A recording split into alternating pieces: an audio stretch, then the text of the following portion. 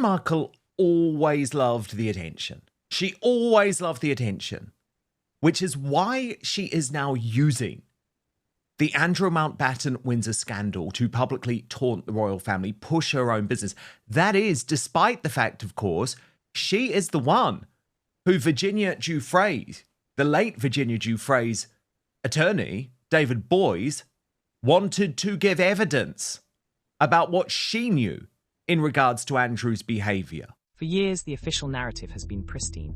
Girl from California meets charming prince on a blind date, whirlwind romance, global wedding.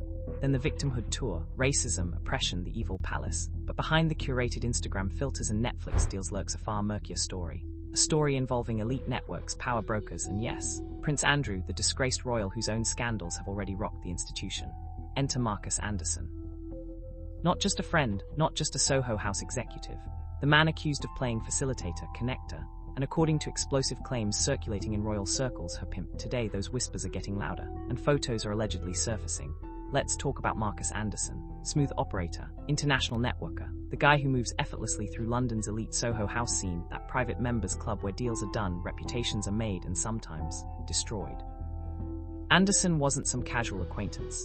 He was deeply embedded in Meghan's pre-Harry life, the one who allegedly helped arrange that famous blind date with Harry, the one who attended the wedding, the one seen cozying up to her in photos that raised more than a few eyebrows. But here's where it gets uncomfortable. Multiple sources in these underground royal commentary circles have long suggested Anderson wasn't just a pal. He was the gatekeeper, the man who introduced Meghan to the right circles. The fixer who understood how power really works in London. And now the claim that has royal watchers in meltdown. Anderson reportedly referring to himself in private as Meghan's pimp. Crude, yes, but in the cutthroat world of celebrity ascension, it paints a picture of calculated ambition, not fairy tale romance. Think about it. Meghan Markle, the ambitious actress from Suits, networking her way up. Soho House, elite parties, connections to powerful men. Does this sound like the victim she portrays on opera? Or does it sound like someone who knew exactly how to play the game? Funny how that narrative shifts when the cameras are off. Now the core of this explosion, the alleged affair with Prince Andrew before Harry. Prince Andrew, already tainted by his Epstein associations, the disastrous Newsnight interview, the settlement with Virginia Giuffre, a man whose judgment has been repeatedly called into question. Why would someone like Meghan, supposedly so socially aware, so conscious of optics, get entangled here? According to the leaks and whispers amplified by Anderson's alleged actions, it wasn't accidental. It was strategic networking at the highest level. The photos, if they are indeed being leaked, supposedly show interactions that go far beyond polite acquaintance. Cozy moments, private settings, the kind of images that would make the Sussex PR team work overtime. Markus Anderson, the man who facilitated access, now supposedly turning on the narrative. Why now? Some say it's revenge. Some say it's self-preservation as the Sussex ship takes on water. Others suggest it's the inevitable outcome when you build your empire on secrets and half-truths. Meghan has always positioned herself as the outsider who conquered the monarchy through love. But this paints her as someone deeply embedded in the very elite circles she later condemned. The hypocrisy is staggering. She preached about women's empowerment while allegedly navigating these murky waters. She spoke of racial struggles while cozying up to one of the most privileged and problematic figures in the royal family. This isn't just poor judgment.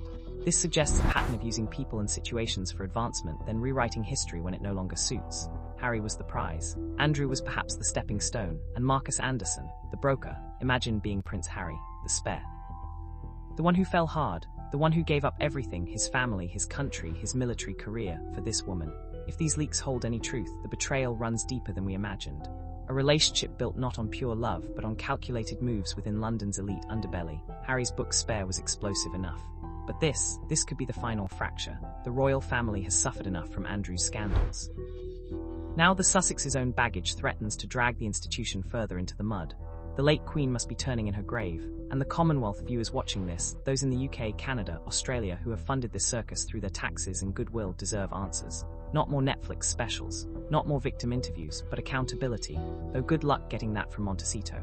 Let's be brutally honest, as we always are here. Meghan Markle represents the ultimate triumph of image over substance. The curated victim, the style icon with the tearful interviews, the woman who demanded privacy while selling her story to the highest bidder. This latest chapter, the Anderson leaks, the Andrew connection, strips away the glamour. It reveals ambition unchecked by principle, a willingness to associate with compromised figures if it advanced the brand. Her critics have been called racists, misogynists, trolls. But when the evidence keeps mounting, the bullying allegations, the staff turnover, the half-truths in the Oprah interview, the Netflix deal flops. And Meghan just loves being famous. She wants us all to think she doesn't want the intrusion, but the intrusion is her oxygen. She relies on this. What's really funny is in this clip, there's barely anyone, and she's taking ages with each people, just hoping like, oh, I hope more people come over and get a picture with me. And also the fact she's wearing sunglasses inside, I just cannot bear that. Unless you are someone, well, no. The endless victim narrative. At what point does pattern recognition become simple observation? She wanted to modernize the monarchy. Instead, she exposed its vulnerabilities while building her own empire on grievance. And now, even her closest allies from the Soho House days appear to be talking. As this story develops, one thing is clear: the fairy tale is crumbling. The photos, if verified, will be devastating. Markus Anderson's alleged betrayal of confidence speaks volumes about the toxic dynamics at play. To our UK and Commonwealth audience, those who remember the dignity of the late Queen and the true meaning of service, this is yet another reminder of why institutions matter and why certain individuals threaten them. To understand what Markus Anderson allegedly did for Meghan Markle, you first have to understand what Markus Anderson actually does for a living.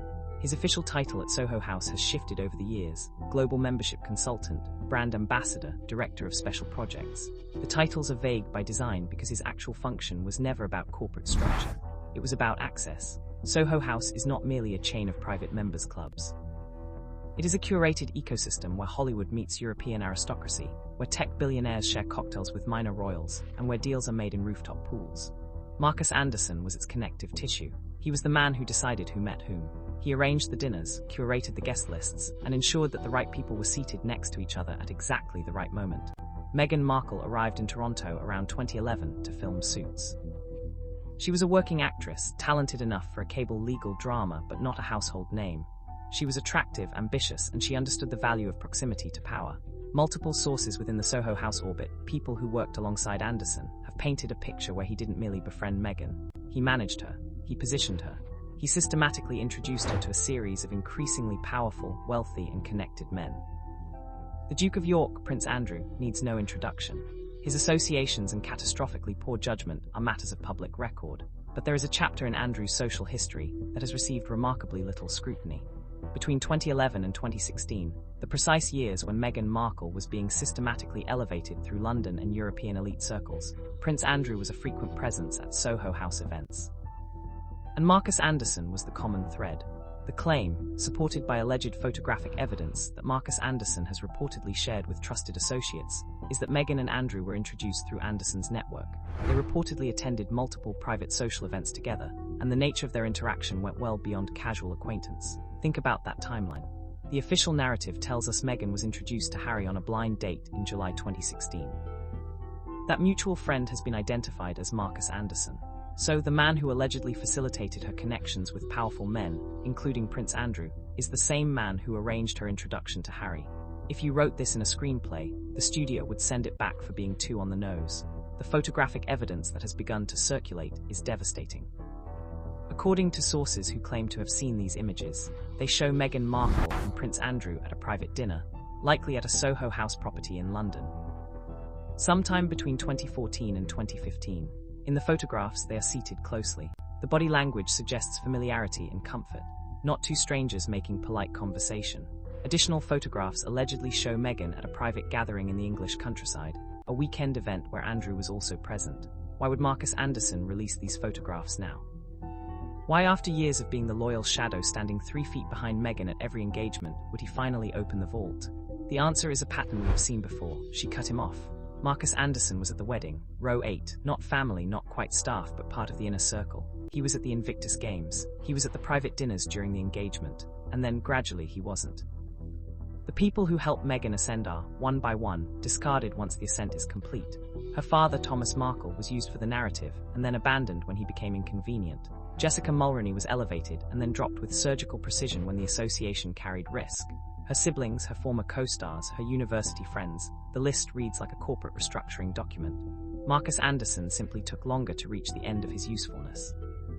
After the move to Montecito, he became irrelevant to the new California ecosystem of Netflix executives and Hollywood agents. Meghan made a critical miscalculation. She assumed his loyalty was unconditional. She assumed the man who spent years facilitating her rise would accept his dismissal with discretion. She assumed wrong. If Meghan Markle had a prior social connection with Prince Andrew. Yet this week, what we have seen is Meghan, as ever, to use her brand name, use what is a very unfortunate situation to try and redeem herself, to try and push her own product. It's not something I think is going to work, but I think it's something the British royal family should have been wise to long ago. And I'm really fascinated by this new footage uncovered. A connection facilitated by the same individual who later arranged her meeting with Prince Harry. It demolishes the romantic origin story. It reframes the entire narrative from a spontaneous love story to a strategic campaign. Meghan has built her brand on the premise that she was an outsider, a naive American girl who didn't even Google her future husband. This woman, who blogged about royal fashion and posed outside Buckingham Palace as a teenager, wants us to believe she was blissfully unaware of the royal landscape. But if these photos show, she was already embedded in the royal-adjacent social scene, navigating private dinners where princes and celebrities mixed, then the innocent outsider narrative is fiction. And the implications extend beyond PR embarrassment. Prince Andrew's social world during that period was entangled with toxic associations. If Meghan was present in those circles, what did she know? And why, in all her hours of public commentary, has she never mentioned this prior connection? The silence is deafening. This isn't just a story about one woman. It's a story about institutional failure and the power of narrative control. For years, anyone who questioned the official Meghan Markle origin story was labeled a racist or a conspiracy theorist. The mainstream media accepted the fairy tale at face value and attacked anyone who reached for the footnotes. But the inconsistencies were always there. The timeline never made sense. The people who knew the truth, like Markus Anderson, were kept quiet through social pressure and financial incentive. What happens now? If these photographs enter public circulation, the damage to her credibility will be substantial. Not because a social connection with Andrew is inherently scandalous, but because the concealment of it reveals the machinery behind the myth. It reveals that the woman who has positioned herself as history's most persecuted truth-teller has been a careful curator of her own fiction from the start. It reveals that the palace wasn't the only institution manufacturing narratives. Meghan Markle's relationships are not relationships. They are transactions. Investments made, returns extracted, and portfolios liquidated when the market shifts. Thomas Markle was a transaction. Jessica Mulroney was a transaction. Prince Harry may be the largest transaction of all. And Markus Anderson was the broker who facilitated the deals until the client decided she no longer needed a broker. Buildings designed by people who cut ties with their engineers have a tendency to collapse. Markus Anderson hasn't given a public interview or written a memoir yet, but the slow, deliberate release of photographic evidence through intermediaries suggests a man who understands timing. He spent his career orchestrating reveals. He knows that the most powerful weapon isn't the photograph itself, it's the anticipation of it. Meghan Markle built her castle on the foundation of a fairy tale, and the man who wrote the first chapter is now, it seems, preparing to publish the director's cut. The palace has not commented. Montecito has not commented, but the photographs speak for themselves. The question isn't whether the fairy tale is over. The fairy tale was never real. The question is how long the rest of the world will keep pretending it was. This story, like every story involving Meghan Markle, is far from over. It's just finally getting honest. It is a slow-motion car crash of a narrative, where every pillar of the Sussex brand, transparency, authenticity, and their truth, is being systematically dismantled by the very people who helped build it. When you operate in the shadows of high society clubs and private memberships, you rely on everyone staying in the dark. But someone just flipped the light switch, and the person standing there with his hand on the toggle is the man who knows exactly how the stage was set. As these images continue to circulate in elite circles, the pressure on the Sussexes to address the Marcus problem will become unbearable. You can ignore your family, you can ignore the British press, and you can ignore the palace. But it is much harder to ignore the man who has the receipts for the life you lived before the world started watching. The pimp quote might be the most shocking headline, but the real story is the betrayal of a public that was told a story of finding freedom, when it was actually a story of finding a way in. The narrative we have been fed, the one involving a humanitarian actress who was too busy to know who Prince Harry was, is beginning to look like a poorly rehearsed school play. The emerging truth suggests a much darker, more calculated strategy. Before Harry ever entered the picture, there was another prince, a prince whose reputation was already teetering on the edge of a precipice, Prince Andrew. For years, the connection between the Duke of York and the future Duchess of Sussex was whispered about in the most restricted circles of London and Istanbul. But whispers don't hold the weight of evidence. Photographs do. And the photographs that Markus Anderson is now reportedly leaking are the smoking guns of a social heist that has been 10 years in the making. To understand the gravity of these photos, you have to look at the Soho House opening in Istanbul in 2015.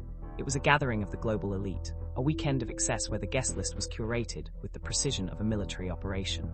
Markus Anderson was the man in charge of that curation.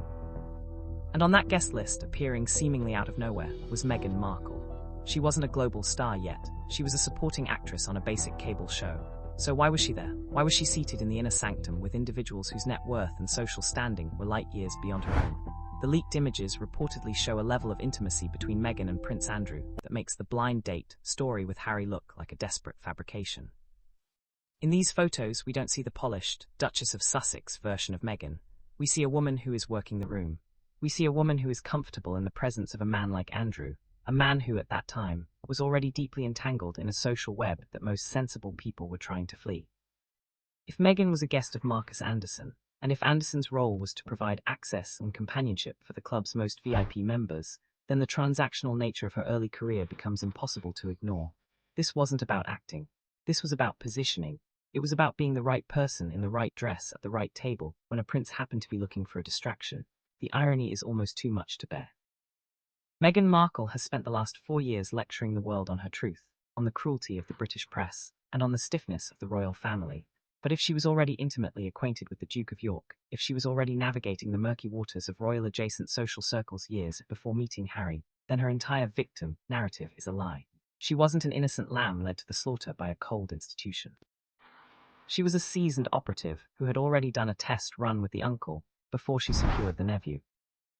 And Markus Anderson was the one who taught her how to play the game. Why is he talking now? Why would the man who was essentially the co-author of her success decide to burn the book? Because in the world of the high-climbing socialite, loyalty is only as valuable as the next contract.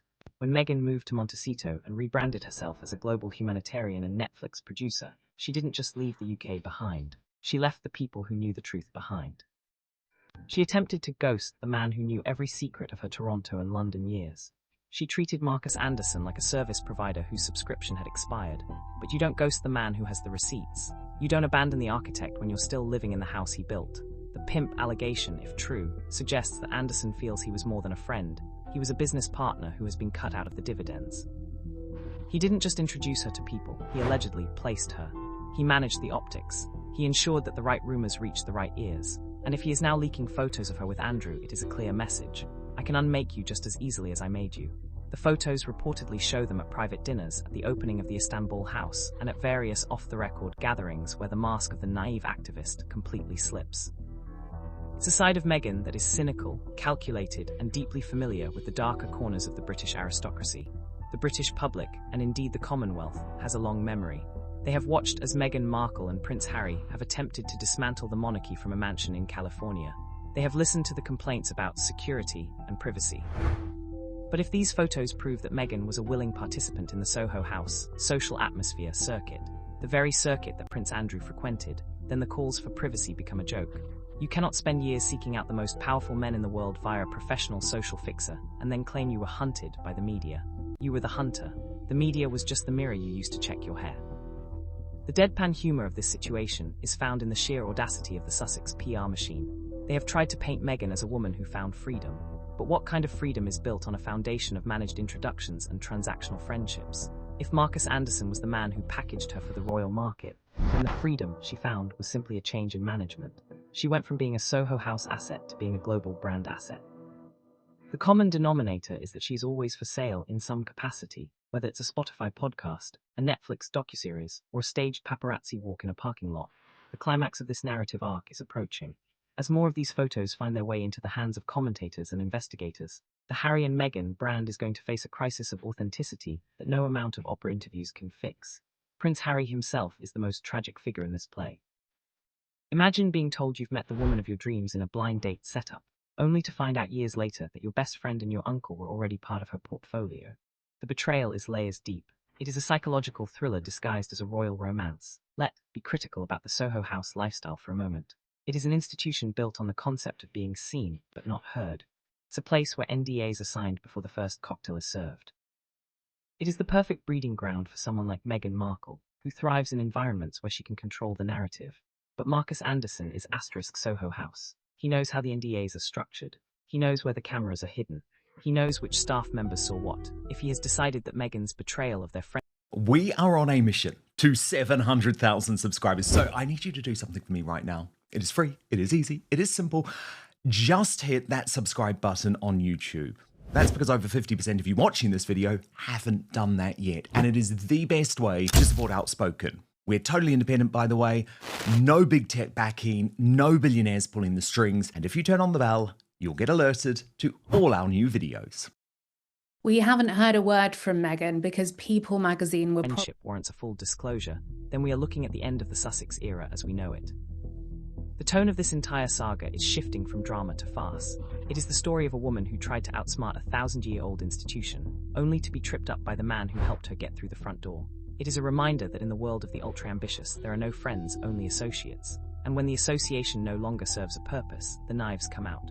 The sarcasm in the London clubs is biting. They've known about Markus and Meghan for years. They've watched the performance with a mixture of amusement and disgust. Now they're just waiting for the final act. We have to ask ourselves why the mainstream media has been so hesitant to touch the Markus Anderson story until now. Is it fear of the Sussex legal team? Or is it because the story of a social fixer and his client is too sordid for the breakfast TV crowd? Regardless, the internet has no such filters. The Commonwealth audience, the people who actually care about the integrity of the monarchy, are tired of the secrets. They are tired of being told they are prejudiced, for noticing that the math on Meghan's biography doesn't add up. If these leaked photos show Meghan and Andrew in 2014, it places her in the royal orbit a full 2 years before she officially met Harry. It suggests a level of planning and social maneuvering that is frankly breathtaking. It turns a love story into a corporate takeover. And if Markus Anderson is the whistleblower, he isn't doing it out of the goodness of his heart. He's doing it because the operative he trained has gone rogue. He's doing it to remind the world, and her, who really holds the power in the world of high society access. The gravity of the situation is real. This isn't just about a few embarrassing photos. This is about the total collapse of a public identity. Meghan Markle has positioned herself as the moral compass of the modern world. She speaks on equity, honesty, and kindness. But if her rise to power was facilitated by a man who calls himself a pimp, and if her primary targets were members of the royal family she now claims to despise, then her moral compass isn't just broken, it was never there to begin with, it was a prop. But in the shark-infested waters of elite London and Toronto social circles, Anderson was known as something much more precise. He was a broker. He was a man whose entire career was built on the transactional nature of beauty and access. And now, as the Sussex brand begins to crater under the weight of its own hypocrisy, reports are emerging that Anderson has dropped a linguistic nuclear bomb on the Montecito narrative. He has reportedly described his former role in Meghan's life with a word so jarring it threatens to permanently stain the silk upholstery of her royal myth. He called himself her pimp. Now we have to be cold and analytical here. In the world of high society membership clubs like Soho House, that term takes on a specific, cynical shade of meaning. It's not about street corners, it's about the placement of ambitious women in the eyeline of powerful, bored men. It's about the curation of social atmosphere, and according to the leaked information currently circulating through the back channels of British politics and celebrity gossip, Meghan Markle was his most successful placement of all, but she wasn't placed with Harry first. The blind date narrative was the finale, not the opening act. The opening act, the one that the palace has worked tirelessly to bury, involved a much more controversial figure, Prince Andrew. The leaked photographs, the ones Markus Anderson has reportedly finally decided to let slip into the hands of those who won't bury them, tell a story that makes Finding Freedom look like a work of delusional fan fiction. These aren't just photos of a fan meeting a royal. These are images of a social operative embedded in the Duke of York's inner circle years before she ever laid eyes on Prince Harry. We are talking about 2014 and 2015. We are talking about private dinners in London and exclusive weekends at the Soho House in Istanbul. The body language in these photos isn't that of a nervous outsider. It's the body language of a woman who has been given the keys to the kingdom by a man who knew exactly what he was selling. Think about the sheer audacity of the gaslighting we have endured. For years, Meghan has played the role of the wide-eyed ingenue who didn't know the difference between a duke and a duchess. Yet here is the alleged evidence that she was already intimately acquainted with the most scandalous member of the royal family. If these photos of the Meghan-Andrew connection are as intimate as sources suggest, it reframes her entire entry into the House of Windsor. It wasn't a romance, it was a targeted acquisition. She didn't stumble into the royal family. She was placed there by a professional fixer who had already tested the waters with the Duke of York. The deadpan irony of this is almost poetic. Prince Harry, a man who has spent his entire life paranoid about the press and the men in grey suits at the palace, seems to have been the only person in London who didn't know his girlfriend's social resume. While he was being told a story about a humanitarian from Toronto, his best friend, Markus Anderson, was reportedly sitting on a dossier of images that linked his future wife to his uncle's social circuit. It is a level of strategic deception that would make a Machiavellian prince blush. And the man who orchestrated it all, the man who pimped the connection, to use his own reported vernacular, is now the one tearing the curtain down. Why now? Why would Markus Anderson, the loyal gatekeeper, finally leak the Andrew photos? The answer is as old as time: the discarded tool syndrome. Meghan Markle's history is a graveyard of abandoned mentors. From her father, who provided the lifestyle that fueled her ambition, to Trevor Engelson, who provided the entry into the industry, to Jessica Mulroney, who provided the Canadian social standing, Meghan uses people like booster rockets. Once she reaches a new orbit, she jettisons the fuel tank. Markus Anderson was the ultimate fuel tank. He gave her the world. He gave her the clubs, the billionaires, and eventually the prince. But in the sterile, self-important world of Montecito, a man like Markus is a liability. He knows too much. He remembers the transactional years. He remembers the Istanbul nights, so she cut him off. She moved into a realm where she could pretend she was born a duchess, leaving the fixer in the shadows of the Soho House bar. But men like Markus Anderson don't go quietly into the night.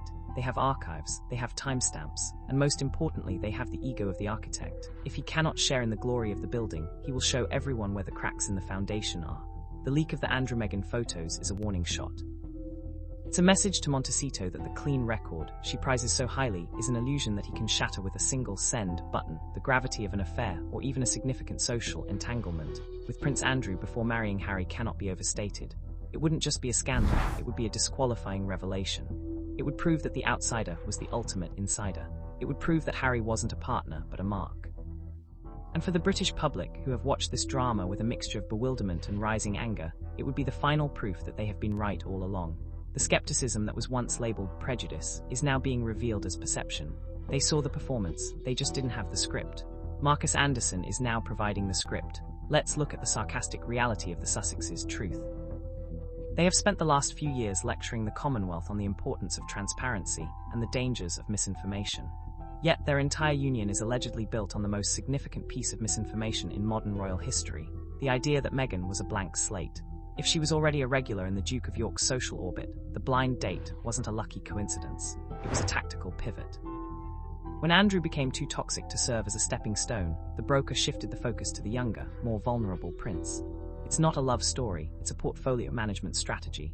The narrative arc of the Duchess of Sussex is finally reaching its climax, and it isn't the triumphal return to the world stage she envisioned. It is the slow, deliberate unraveling of a carefully curated identity. The tone of the commentary in the UK and across the Commonwealth has shifted from "will they come back?" to "what else are they hiding?" The deadpan humour found in the London clubs these days is biting. They joke about how Harry was the only person in the room who didn't know the guest list. But behind the jokes is a profound sense of institutional insult. The monarchy is built on trust and tradition, and if it was infiltrated by a social operative managed by a self-described pimp, the damage is historic. Markus Anderson's reported leak of these photos is the ultimate act of betrayal, or the ultimate act of honesty, depending on which side of the velvet rope you stand on. For Meghan, it is the nightmare scenario. You can't sue a photograph. You can't rebrand a prior association with Prince Andrew. You can't use a Netflix documentary to explain away a social fixer who admits his role was transactional. The pimp quote is the headline that no PR team can bury, because it doesn't come from a hater or a tabloid. It reportedly comes from the man who was her closest ally. As we examine the fallout, we have to consider the US audience as well. In America, Meghan has marketed herself as the ultimate girl boss, the woman who conquered the British aristocracy. But the American public is fickle about authenticity. If the girl boss is revealed to be a placed asset of a high society broker, the brand dies overnight. You can be a villain in America, but you cannot be a fraud.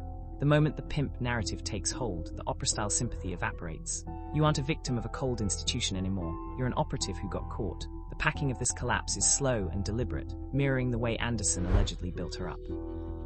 One photo here, a quote there, a time-stamped dinner menu from Istanbul.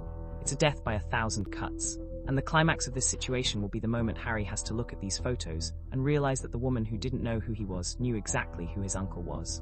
The gravity of that realization is what keeps the palace officials awake at night, not because of the scandal itself, but because of the sheer scale of the deception. The narrative of the Duchess of Sussex has always been about control, controlling the image, controlling the press, controlling the truth. But you can only control what you own, and Meghan Markle doesn't own her past.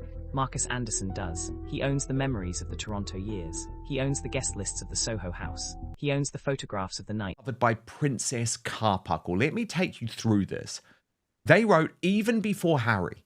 Meghan Markle was not someone who found the press so annoying and intrusive. You couldn't pull her away from the cameras. Here, she lingers long after her handler has gone inside just to speak to the cameras and bask in the attention. The whole hating the press thing is just to mollify Harry. If you don't believe me, if you don't believe Princess Carpuckle, It's before the tiara. And as he finally leaks the evidence of the Meghan-Andrew affair, he is reminding her, and the world, that the most powerful person in the room isn't the one wearing the crown. It's the one who knows how they got it. The sarcastic undertone of this entire saga is that Meghan Markle wanted to be the new Princess Diana, a Queen of Hearts who was bigger than the institution. But Diana's power came from her genuine, if tragic, connection to the public. Meghan's power was a manufactured product of social engineering. And once the engineer, the pimp in his own words, decides to stop maintaining the product, the whole thing falls apart. The freedom she found in California is looking more and more like an exile from the truth. Let's look at the gravity of that word choice. In the context of high-end social consulting, the world where Anderson has reigned for years, it describes a process of curation. It's the art of placing an ambitious, attractive asset in the direct path of a high-value target. And for years, the public has wondered how a mid-level actress from a cable legal drama managed to bypass the traditional social barriers of the British aristocracy with such surgical precision. The answer, it seems, lies in the leaked photographs that Anderson has finally allowed to surface. These images don't show a woman finding freedom. They show a woman finding a target. And that target, years before Harry, was reportedly Prince Andrew. The timing of these leaks is not accidental. It is slow, deliberate, and designed to inflict maximum damage on the carefully constructed Montecito brand. The photographs reportedly capture Meghan Markle not as a royal-to-be, but as a staple of the Soho House atmosphere circuit. We are talking about the years between 2011 and 2015, the period when Meghan was supposedly just a hard-working actress in Toronto. Yet the images show her in the inner sanctum of the Duke of York's social world.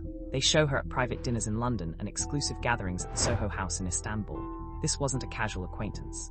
This was an embedded social connection, facilitated by a man whose job was to ensure the world's most powerful men were never bored. The irony here is thick enough to choke on. Meghan Markle has built her post-royal career on truth and authenticity. She has lectured the public on the importance of transparency, while allegedly concealing a social history that links her directly to the most controversial member of the House of Windsor, if she was already a regular at Prince Andrew's table. The blind date with Harry in 2016 wasn't a stroke of fate, it was a tactical reassignment. When one royal connection became too toxic or too limited, the broker, Markus Anderson, simply shifted his most successful asset to a more promising lead. Harry wasn't a partner in a romance, he was the final stage of a long-term social acquisition. The deadpan humor in all of this is found in Harry's own memoirs. In Asterisk Speyer, he paints a picture of a man who was finally seen by a woman who didn't care about his title. But if Markus Anderson's leaked photos are authentic, the reality is far more cynical. While Harry thought he was meeting a naive American who didn't know anything about his family, his uncle and his best friend were already part of her professional network. It is the ultimate con, a woman who used her prior knowledge of the family's weaknesses to play the part of the perfect, empathetic outsider. And the man who taught her those weaknesses, the man who reportedly placed her in those rooms, is the same man now releasing the receipts. Why would Markus Anderson do this now? Because in the world of the social fixer, loyalty is a two-way street. Meghan Markle's rise was a collaborative effort, a masterclass in PR and social positioning. But once she reached the summit, she began to treat the people who carried her there as liabilities. She attempted to rebrand herself as a self-made icon, an independent woman who succeeded despite the system. But the system is Markus Anderson. He is the one who knew which doors to open. He is the one who knew which secrets to keep. And when he was ghosted in favor of Hollywood agents and Netflix executives, he decided to remind the Duchess that you cannot delete your history when the person who wrote it is still holding the files. The photographs of Meghan and Andrew are the smoking gun of this entire narrative. They prove that the outsider was the ultimate insider.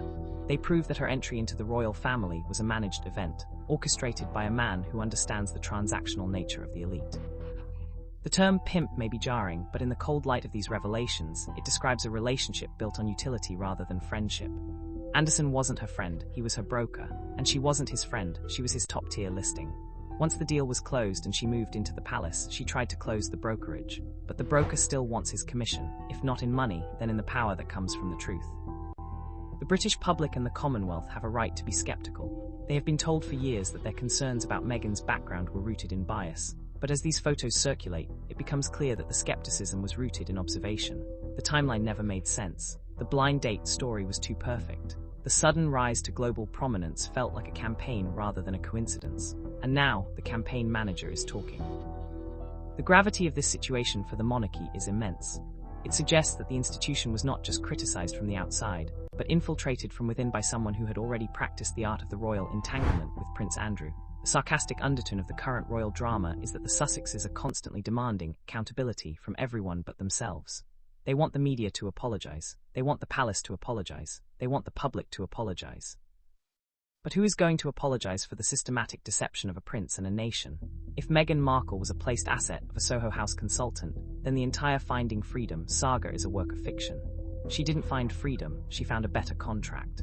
And Markus Anderson is the disgruntled former agent who is now revealing the terms of the original deal. The packing of these leaks is brilliant in its cruelty. It's a slow-motion demolition of a public identity. Every time the Duchess tries to launch a new brand or a new initiative, another piece of the past surfaces. Another photo from Istanbul, another mention of a private dinner with Andrew, another hint from Anderson that he has more in the vault. It is a reminder that in the age of digital footprints and high society fixes, nothing is ever truly buried. You can move to a mansion in California and surround yourself with celebrities, but you are still the woman who was placed in the path of a prince by a man who now regrets the introduction. The climax of this story won't be a court case or a formal statement. It will be the moment the public, both in the UK and the US, realizes that they have been the audience for a long-running performance. The humanitarian was a role. The naive outsider was a script. And the director of that script was Markus Anderson. The pimp quote is the final review of the play, and it is devastating. It reframes the last decade of royal news not as a series of unfortunate events, but as a single, coordinated social heist. As we look at the fallout, we must consider the secondary appeal in the US. Americans love a reinvention story, but they hate being played for fools. If the American public realizes that Meghan Markle's struggle was actually a highly managed social climb facilitated by a professional fixer, the support will vanish. You can't be a symbol of modernity when you are a product of the oldest game in the world, trade in access. The deadpan reality of the situation is that Meghan Markle is now a liability to the very people who helped her rise. She is too famous to ignore, but too compromised to believe. The deadpan irony of this revelation is that Meghan Markle's entire public identity is predicated on her being a naive American who had no idea what she was getting into. She told Oprah, she told Netflix, and she told the world that she didn't even know how to curtsy. But if she was already navigating the murky waters of Prince Andrew's social circle years before she met Harry, the naive act wasn't just a lie, it was a masterclass in psychological manipulation. It suggests that she didn't just meet Harry, she hunted him using the intel she had gathered from his own uncle's social circuit. And the man who reportedly provided the intel, the man who placed her in those rooms, was the very man now reportedly calling himself a pimp. Why would a man who spent years protecting these secrets suddenly decide to burn the house down? The answer lies in the cold, hard reality of the Sussex discard. Throughout her career, Meghan Markle has demonstrated a surgical ability to remove people from her life the moment their utility has been exhausted. Her father, her first husband, her Canadian social circle, they were all booster rockets designed to fall away once she reached a higher altitude. Markus Anderson, however, was supposed to be the exception. He was the architect, he was the one who knew the secrets, but even he wasn't immune to the Montecito rebranding. Once Meghan became a global brand, the man who knew her transactional past became a liability. She tried to ghost the man who had the blueprints, but social fixers like Markus Anderson don't just disappear. They stay in the shadows and they keep the files. The leak of the Meghan-Andrew photographs is a calculated act of retaliation. It is a reminder to the Duchess that while she may have the title, he still has the truth. The photographs reportedly show a level of intimacy and familiarity between Meghan and the Duke of York that contradicts every word she has spoken about her entry into the royal family. They show a woman who was part of the atmosphere at high-stakes gatherings, a woman who understood the value of being in the right place at the right time. This wasn't a fairy tale, it was a social heist, and Markus Anderson was the getaway driver. The tone of the narrative is shifting from one of sympathy to one of deep, critical skepticism. Across the UK and the Commonwealth, The public is tired of being lectured on ethics by a woman whose own rise appears to have been managed by a self-described pimp. The sarcasm in the London clubs is reaching a fever pitch. They have always known that the Soho House connection was the key to the mystery, but they didn't have the photographs to prove it. As Anderson allegedly releases the evidence, the mystery is solved. Meghan Markle wasn't a victim of the men in grey suits. She was a product of the men in Soho suits. She was a curated asset packaged for a specific market, and Prince Harry was the ultimate buyer. The packing of these revelations is slow and deliberate, designed to ensure that the Sussex brand can never quite recover its. And Lauren, let's just think about this for 1 second, right? Because Meghan Markle is very much part of that woke group who go along with that philosophy of silence is violence. You know, you have to speak out. It all emerged over the Black Lives Matter hysteria in 2020. But actually, we haven't heard a word from Meghan about Andrew. Not a word. And we know that David Boyes, Virginia Giuffre's former attorney, had... Every time they attempt a relaunch, a new detail from the Markus Anderson vault emerges. A photo from a private dinner in 2015, a mention of a trip to Istanbul, a hint that the blind date was actually a prearranged transfer of an asset from one royal circle to another. It is a slow-motion car crash of a reputation, and the person with the best view is the man who helped set the car in motion. The pimp quote is the final, cynical review of a career built on managed impressions. It strips away the humanitarian gloss and leaves behind the cold, hard reality of a professional social climber. The secondary appeal of this story in the US is equally significant. In America, the self-made narrative is sacred, but there is nothing self-made about a woman who was placed by a social broker. If the American public realizes that Meghan's struggle was actually a highly engineered campaign, the girl boss brand becomes a joke. You can't be a symbol of empowerment when your primary skill was navigating the transactional guest lists of the private members club. The gravity of the situation is that the truth is finally catching up to the narrative, and the gap between the two is a canyon that no PR firm can bridge. We have to look at the Prince Andrew connection with extreme scrutiny. During the years Meghan was reportedly in his orbit, Andrew's social life was a minefield of toxic associations. If she was a guest at his table, if she was part of the circle curated by Markus Anderson, she wasn't an innocent bystander. She was a participant in a world of high-stakes transactional socialitism. The question isn't just what she knew, it's what she did with that knowledge to secure her next target. The blind date with Harry looks less like a romance and more like an exit strategy from a circle that was becoming too dangerous to inhabit. The deadpan reality of the situation is that Prince Harry appears to have been the only person who didn't know the backstory. He was the mark in a game played by professionals. While he was being told he had found a soulmate who shared his passion for Africa and activism, the people around him allegedly knew she was a Soho House regular who had already been vetted by the Duke of York's social circuit.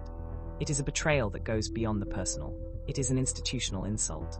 The monarchy was bypassed by a social engineer and a mid-level actress who used the tools of the modern elite to manufacture a royal romance. The freedom that Meghan Markle sought was not freedom from the press or freedom from the palace. It was freedom from her own past. But you can't outrun a man like Markus Anderson. He is the keeper of the timestamps. He is the witness to the transactional years. And as he leaks the photos of the Meghan-Andrew affair, he is reminding the world that the fairy tale was a fabrication. The Duchess of Sussex is a creation of the Soho House, a brand built on the advice of a man who now calls himself her pimp. For years, the connection between Meghan Markle and Prince Andrew was a whisper in the backrooms of London clubs, a rumour that the palace press office worked tirelessly to suppress. But you can only suppress a secret for as long as the person holding it feels incentivized to stay quiet.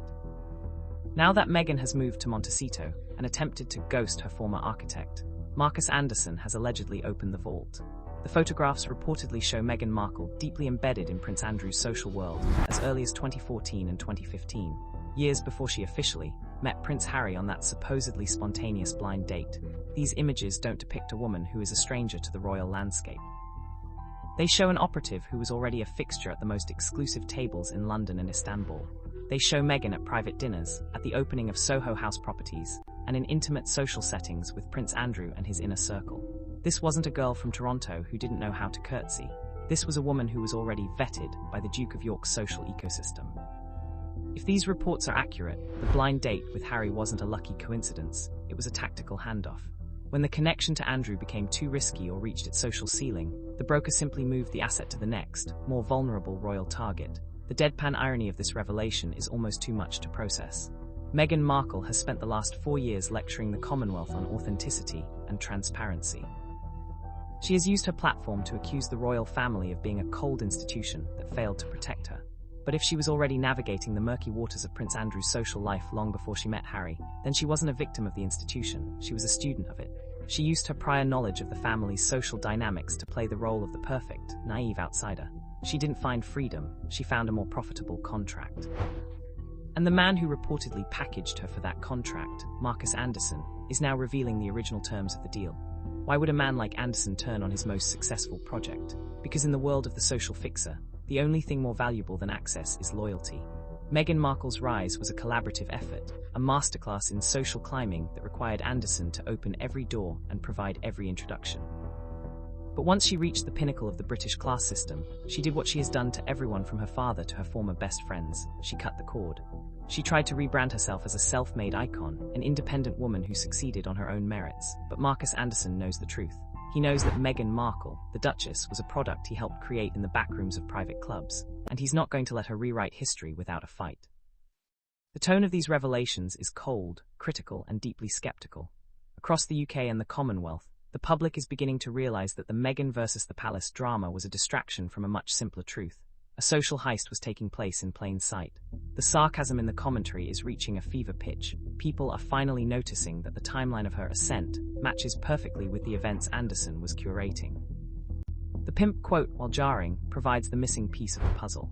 It explains the transactional nature of her relationships. It explains why she moved through people with such surgical precision.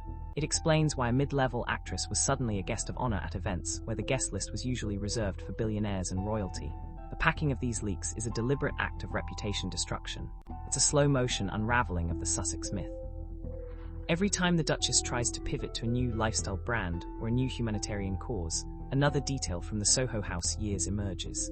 Another photograph of her and Andrew in Istanbul. Another mention of a private dinner at the London house. Another hint from the Anderson camp that they have more in the vault. It is a reminder that you cannot outrun your architect. You can move to a mansion in California, but the foundation of your house was still poured in the shadows of the clubs you're now trying to forget. The secondary appeal of this story in the US is substantial, as Americans are increasingly tired of the victim narrative. If the American public realizes that Meghan wasn't a girl who fell in love with a prince, but a client who was placed in his path by a professional social fixer, the brand is dead. You can't be a symbol of modernity if you are actually a product of the most ancient and cynical form of social maneuvering. The gravity of the Meghan-Andrew connection is that it provides the historical context for her ambition. It shows that she was willing to associate with the most toxic elements of the British elite, as long as it served her upward mobility. The deadpan reality is that Prince Harry was likely the only person who believed the script. While he was being told he had found a woman who didn't know who he was, the rest of the London social circuit allegedly knew she was a regular at his uncle's table. It is an institutional betrayal of the highest order. The monarchy was effectively bypassed by a social operative who used the Duke of York as a practice run before securing the Duke of Sussex. And now, as the pimp and the fixer finally decides to speak his truth, the entire structure is coming down.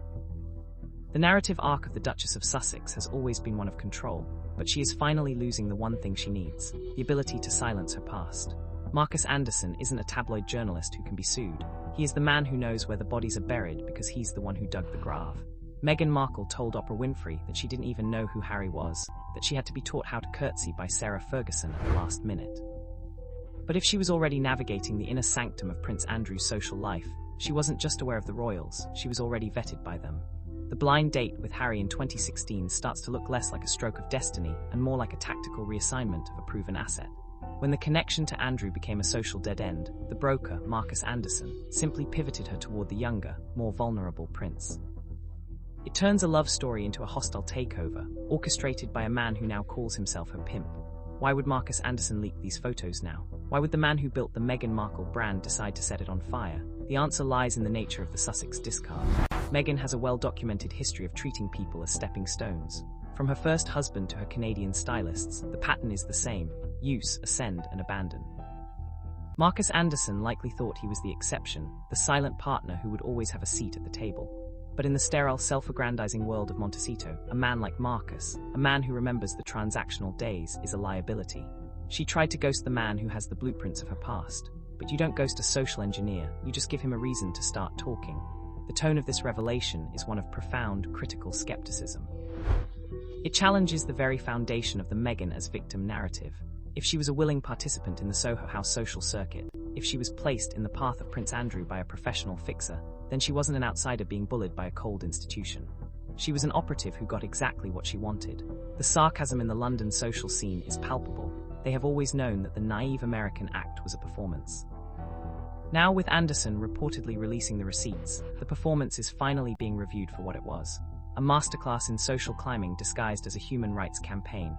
The packing of this collapse is slow and deliberate, which makes it all the more damaging. It's not a single explosion. It's a steady stream of off-the-record confirmations and leaked images. Meghan Markle went on holiday with Jeffrey Epstein's girlfriend. Meghan Markle was named as a potential witness by David Boies, Virginia Giuffre's lawyer. Now, these are really important facts. If you are trying to give a nuanced view of a whole situation, you have to zoom out. So the mainstream media, I believe, are either being pressured behind the scenes, or they're even worse than we believe. And strip away the Duchess's credibility piece by piece. Every time she attempts to rebrand, whether as a lifestyle guru or a political activist, the ghost of the Soho House years returns to haunt the news cycle. The pimp quote is the final, cynical seal on the brand. It suggests that her relationships were never about love or connection, but about the placement of an asset in the most profitable environment. And the man who managed the placement is the only one who can truly tell the story. The secondary appeal of this story in the US and the Commonwealth is rooted in a desire for transparency. People are tired of being told their truth, when the actual truth is being hidden behind NDAs and expensive PR firms. If Meghan Markle was intimately acquainted with Prince Andrew before her marriage to Harry, it changes everything. It reframes her struggle with the royal family as a struggle for control over a narrative she had already compromised. The gravity of the Andrew connection is particularly toxic given the Duke's own public standing. If Meghan was a part of that social world, she was far more comfortable with the darker side of the elite than she has ever let on. The deadpan reality of the situation is that Prince Harry was likely the last person to know the guest list of his wife's previous life. While he was being told a story about a woman who didn't know anything about his family, his best friend and his uncle were allegedly already part of her professional history. It is a level of deception that is almost Shakespearean in its tragedy. The monarchy wasn't just criticized, it was navigated by a woman who used the tools of high society access to bypass every traditional guardrail. And now, the man who provided the tools is the one revealing how the lock was picked. Markus Anderson isn't a journalist or a palace official. He is the co-author of her success. By leaking the photos of her and Andrew, he is reclaiming his role in the story. He is saying that the Duchess didn't create herself, he created her. And by describing his role in such transactional terms, he is ensuring that the fairy tale can never be told the same way again. The shadows are receding, and the view from the Soho House balcony is looking very different than the view from the balcony of Buckingham Palace. The irony is profound. Meghan Markle told the world she had to Google the national anthem and learn how to curtsy from a YouTube video. But if she was already navigating the inner sanctum of Prince Andrew's social life, the clueless outsider act was the performance of a lifetime. It suggests that her eventual introduction to Prince Harry was not a blind date arranged by a mutual friend, but a strategic handoff of a proven social operative. When the connection to the controversial Andrew reached its limit, the broker, Markus Anderson, simply pivoted his top-tier asset toward the more marketable younger prince. It reframes a royal romance as a tactical social heist, executed by a man who now calls himself a pimp.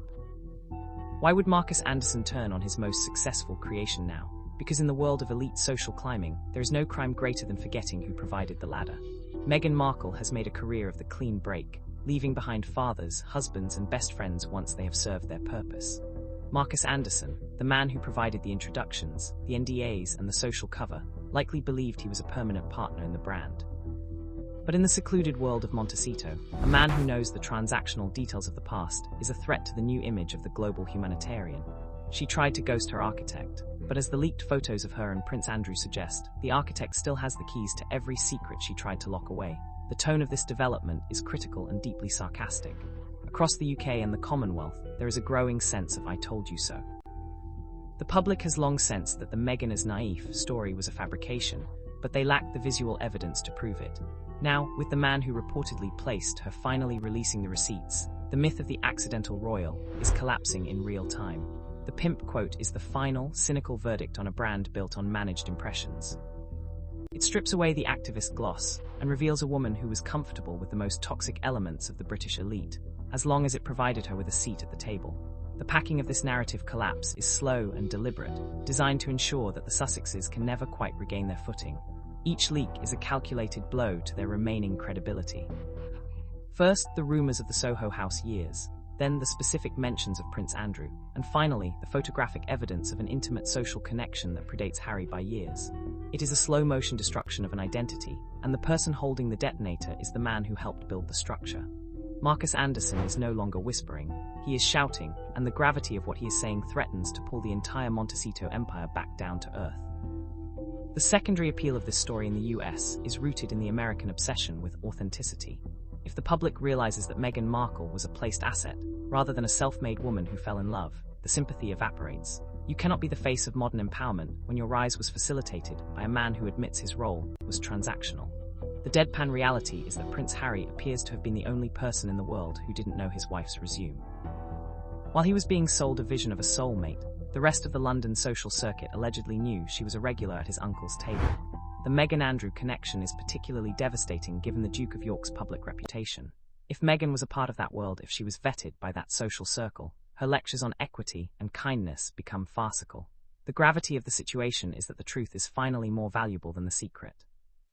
Markus Anderson is reclaiming the power by admitting his role in the manufacture of the Duchess. He is saying that she didn't find freedom, she found a better management deal.